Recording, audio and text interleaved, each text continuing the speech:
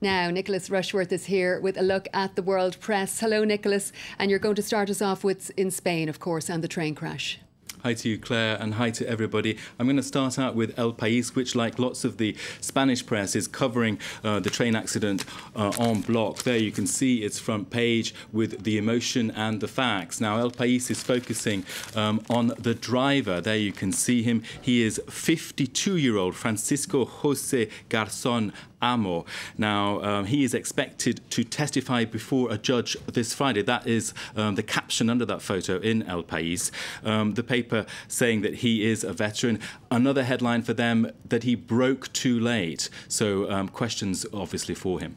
And, of course, the whole speed question is being raised, isn't it? Well, that's picked up in El Mundo, which is looking at his comment that he was driving at 190 kilometres an hour on a stretch of the track that was really meant only for 80 kilometres an hour. Now, it says there, you can see the headline in El Mundo, this tragedy involved human error and a mistake in the braking systems. So while the attention is on the driver, we mustn't jump to conclusions here. There will be an investigation. There will really establish what was the driver's role and also what was going on internally in the train.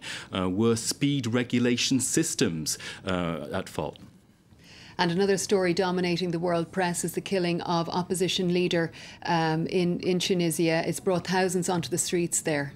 Well, The Independent in the UK has this headline, and this story about Tunisia is being taken up by a lot of the world press. There you can see the single murder that threatens the future democracy of Tunisia. This is after Mohammed Brahmi, who is the leader of the secular left movement of the People Party, was gunned down outside his house. That was Thursday. Now, there have been protests in Tunisia. The people who are protesting are saying this is a fault of the ruling moderate Islamist Ennahda party. They're saying Ennahda party members are terrorists and vampires.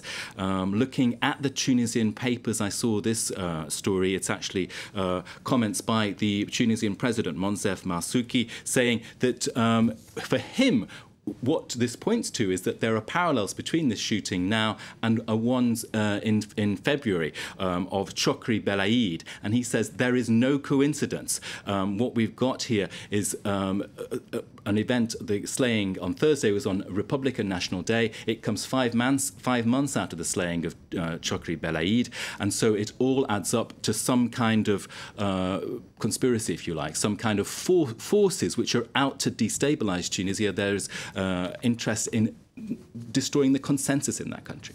OK, let's move on to Mali, where elections are being held this weekend. Well, of course, there's lots of comment now about this as we head up to this Sunday deadline. It's the first round of the presidential vote. And Foreign Policy magazine is reporting that this is coming at the absolute worst time for Mali.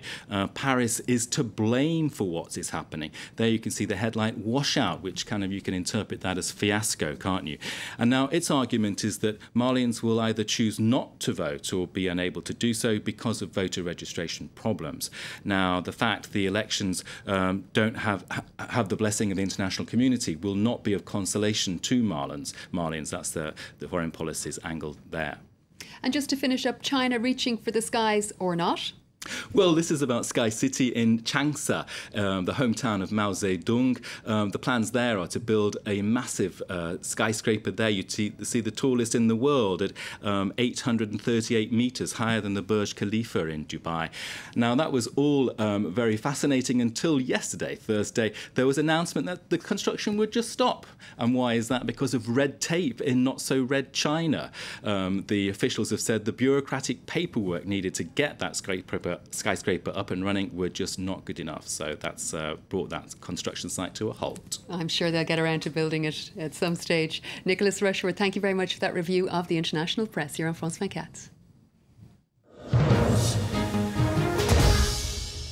And do stay tuned. There's more news coming up in just a few moments' time. Bye for now.